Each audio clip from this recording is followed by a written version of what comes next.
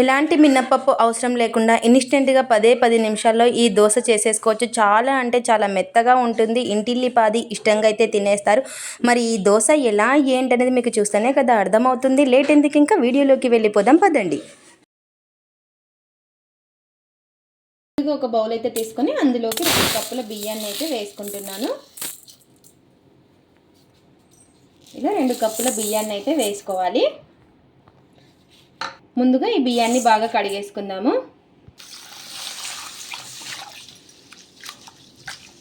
చాలా అంటే చాలా బాగుంటుంది. మీరు కావాలి అంటే నైట్ అయినా నానబెట్టేసుకోవచ్చు. నేను వచ్చేసి గంట ముందు అయితే నానబెట్టేసుకుంటున్నాను. ఇందులోకి 1 కప్పు అటుకులను అయితే వేసుకుందాము. 2 కప్పుల బియ్యానికి 1 కప్పు అటుకులు. ఇవి వేసుకున్న తర్వాత ఇంకోసారి బాగా కడిగేసుకుందాము. ఇలా ఈ అటుకులు కూడా వేసుకున్నాక ఒకసారి మళ్ళీ బాగా కడిగేసుకోవాలి. రేషన్ బియ్యంలో ఎక్కువ డస్ట్ ఉంది కాబట్టి ముందుగానే 2-3 సార్లు కడిగేసుకోవాలి. అలాగే కొన్ని మెంతులు. ఇక్కడ వచ్చేసి ఏ కప్పుతో తీసుకున్నామో అదే కప్పుతో 1 కప్పు పెరుగునైతే వేసుకోవాలి. 2 కప్పులకి 1 కప్పు పెరుగు. నైట్ నానబెట్టుకుంటే ఇంకా చాలా టేస్టీగా ఉంటాయి. మీ ఇష్టం. ఇలా ఒకవేళ మార్నింగ్ అయినా నానబెట్టుకోవచ్చు, లేదా నైట్ అయినా నానబెట్టుకోవచ్చు. ముందు రోజు నైట్ ఇలా బాగా కలిపేసుకొని ఇంకా కొంచెం నీళ్ళు అయితే వేసుకుందాము. ఈ బియ్యం మునిగే వరకు నీళ్ళు అయితే వేసుకోవాలి.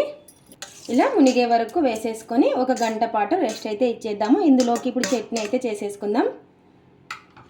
ఇందులోకి చట్నీ చేసేసుకుందాం. ఇంకా పల్లీలు అయితే వేయించేసుకుందాము. ఇక్కడ వచ్చేసి పల్లీలతో చట్నీ అయితే చేస్తున్నాను. చాలా అంటే చాలా బాగుంటుంది ఈ దోశలోకి వచ్చేసి. ఇలా ఈ పల్లీని సిమ్లో పెట్టేసుకొని వేయించేసుకుందాము.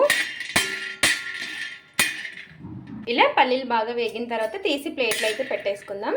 ఇలా చిన్న పోపు కడాయి అయితే పెట్టేసుకొని ఇంక అందులోకి ఒక ఆనియన్ని కట్ చేసేసుకొని ఇలా వేసేసుకోవాలి. వేసుకొని కొంచెం నూనె అయితే వేసుకొని ఈ ఉల్లిపాయల్ని మగ్గించుకోవాలి.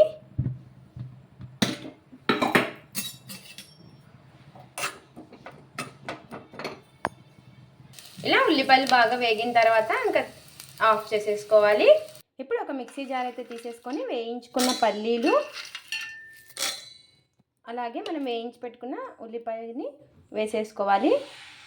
స్పైసీకి తగ్గట్టు కారం, ఒక 2 వెల్లుల్లి రెబ్బలు, రుచికి సరిపడినంత ఉప్పు, కొద్దిగా చింతపండు, అలాగే నీళ్లు వేసుకొని మెత్తగా మిక్సీ అయితే పట్టేసుకోవాలి. ఇలా ఈ విధంగా ఇంకా చట్నీ మనకు సరిపడిన నీళ్ళు అయితే వేసేసుకొని పోపు అయితే పెట్టేసుకున్నాను. చట్నీ అయితే రెడీ అయిపోయింది. చూసారు కదా, చాలా అంటే చాలా బాగుంటుంది ఈ చట్నీ వచ్చేసి దోశలోకి. ఇంకా ఇప్పుడు మనకి 1 అవర్ తర్వాత బియ్యం అయితే చూసేద్దాము నానయ్యలేదు. ఇంకా మిగతా ప్రాసెస్ అయితే చూసేద్దాం. వచ్చేసి గంట తర్వాత చూడండి మనకు బియ్యం అయితే నానిపోయి ఉంటాయి బాగా. చూసారు కదా, మనకి పెరుగు కరెక్ట్గా సరిపోయిందనమాట. ఒకసారి బాగా కలిపేసుకొని ఇప్పుడు మిక్సీ జార్లోకి వేసుకొని మిక్సీ పట్టేసుకోవడమే. ఇలా మిక్సీ జార్ అయితే తీసేసుకొని ఇప్పుడు మిక్సీలోకి అయితే వేసేసుకుందాము. ఎంతైతే పడుతుందో అంత వేసేసుకోవాలి. ఇలా కొంచెం నీళ్ళు అయితే వేసుకొని ఇంకా మెత్తగా మిక్సీ అయితే పట్టేసుకుందాం. నీళ్ళు అనేది చూసుకొని వేసుకోవాలి, మరి ఎక్కువ వేసుకోకుండా. ఇలా ఒకసారి బాగా కలిపేసుకొని మెత్తగా మిక్సీ అయితే పట్టేసుకుందాం. ఇలా ఒక బౌల్ అయితే తీసేసుకొని ఇంకా మిక్సీ పట్టేసుకున్నదంతా కూడాను ఒక బౌల్లోకి అయితే వేసేసుకుందాం. నేను అంతా ఒకేసారి అయితే పట్టేసుకున్నాను. ఇలా మొత్తం కూడా పట్టేసుకొని ఇందులోకి రుచికి సరిపడినంత ఉప్పు, ఒక 1/2 టీ స్పూన్ అంతా వంట సోడా. ఇన్స్టెంట్గా చేస్తున్నాం కాబట్టి వంట సోడా అయితే వేసుకోవాలి.